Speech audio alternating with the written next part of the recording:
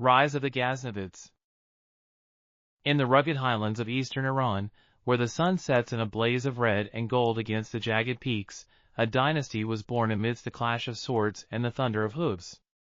It was the year 977 AD, and a young warrior named Sebuktigin rose to prominence in the turbulent world of medieval Central Asia. Sebuktigin was not born into power, rather, he seized it with steel and determination.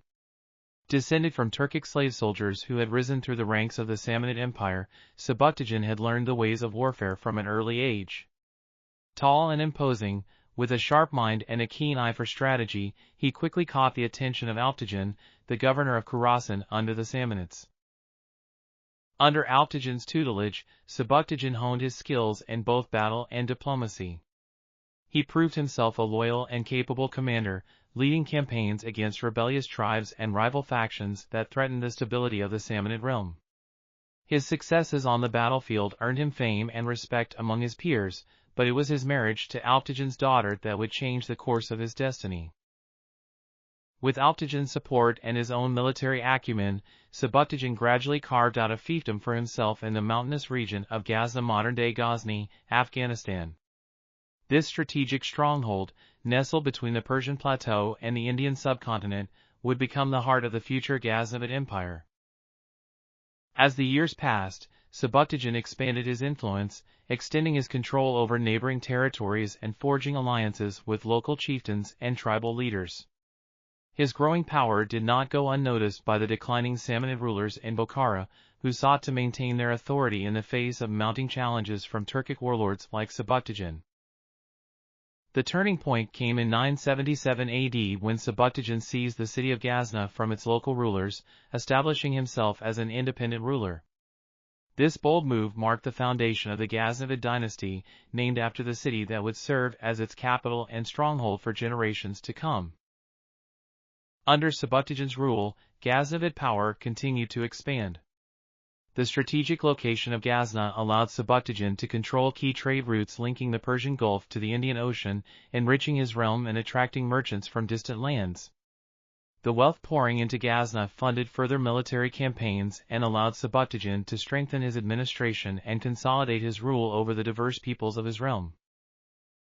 Yet, Sebuktigin's ambitions were not confined to mere territorial expansion. He was a patron of art and culture, fostering a vibrant court where poets, scholars, and artisans from across the Islamic world gathered. Ghazna became a center of learning and creativity, rivaling the great cities of Baghdad and Bokhara in its intellectual fervor. Sebuktigin's reign was marked by both triumph and tragedy. While he successfully defended Ghazna against numerous attempts by the Samanids to reclaim their lost territories, he faced challenges from rival Turkic rulers and rebellious factions within his own realm. Despite these obstacles, Sebuktigin's determination and military prowess allowed him to maintain Ghaznavid independence and expand his influence into neighboring regions. By the time of his death in 997 AD, Sebuktigin had laid the foundations for a powerful and enduring dynasty. He was succeeded by his son Mahmud, whose reign would elevate the Ghaznavid Empire to its zenith of power and influence in the medieval Islamic world. Chapter 2: Mahmud of Ghazna. Mahmud, the son of Sebuktigin and the heir to his father's ambitions, ascended to the throne of Ghazna in 997 AD at the age of 27. Tall and imposing like his father, Mahmud possessed a keen intellect and a voracious appetite for conquest. Under his rule, the Ghaznavid Empire would reach its pinnacle of military might and cultural splendor. From the outset of his reign, Mahmud faced formidable challenges. The Ghaznavid Empire was surrounded by rival kingdoms and ambitious warlords who coveted its wealth and strategic position. To the north, the declining Samanid Empire in Bokhara sought to reclaim lost territories, while to the west, the Buyid dynasty in Persia posed a constant threat to Ghaznavid stability. Mahmud's response to these threats was swift and decisive. He inherited a well-trained and disciplined army from his father, which he further strengthened and expanded through recruitment of Turkish mercenaries and tribal warriors from the steppes of Central Asia. Under Mahmud's leadership, the Ghaznavid army became a formidable force capable of rapid mobilization and sustained campaigns across vast distances.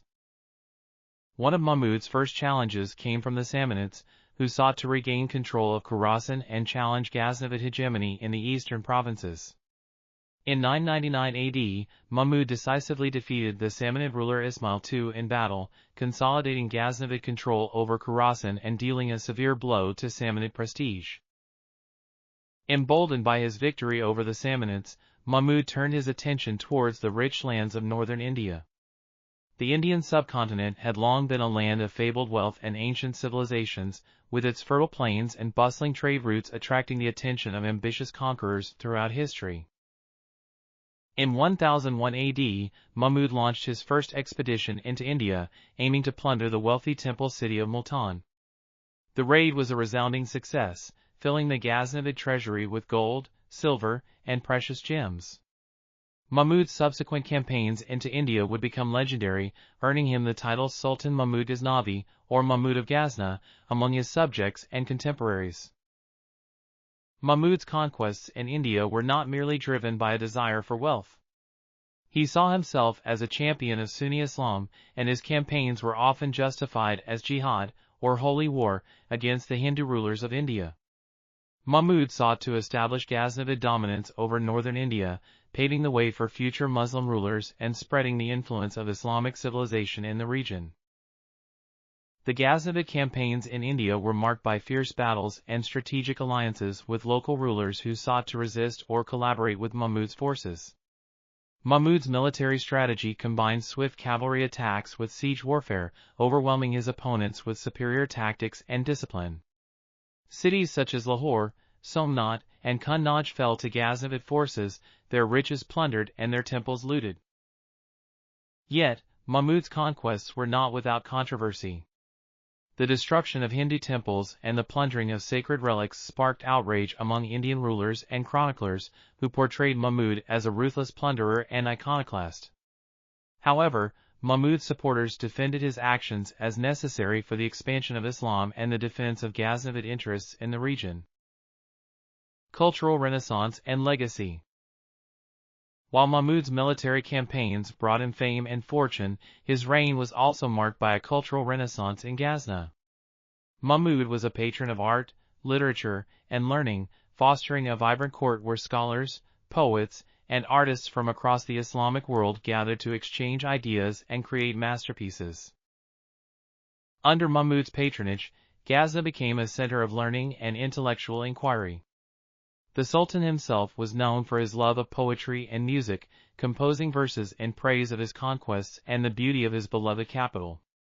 Court poets such as Ferdowsi, the author of the epic Shahnameh Book of Kings, found patronage and support under Mahmud's reign, contributing to the rich literary heritage of Persian civilization. Mahmud's court was also a melting pot of cultures and traditions.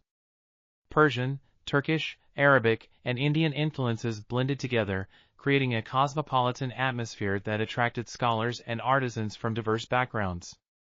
Libraries and madrasas, Islamic schools, flourished in Ghazna, where scholars studied theology, philosophy, astronomy, and medicine, contributing to advancements in knowledge that would later influence medieval Europe and beyond.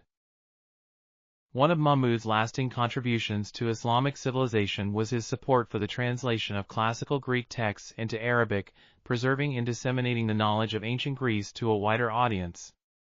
Scholars in Ghazna translated works of Aristotle, Plato,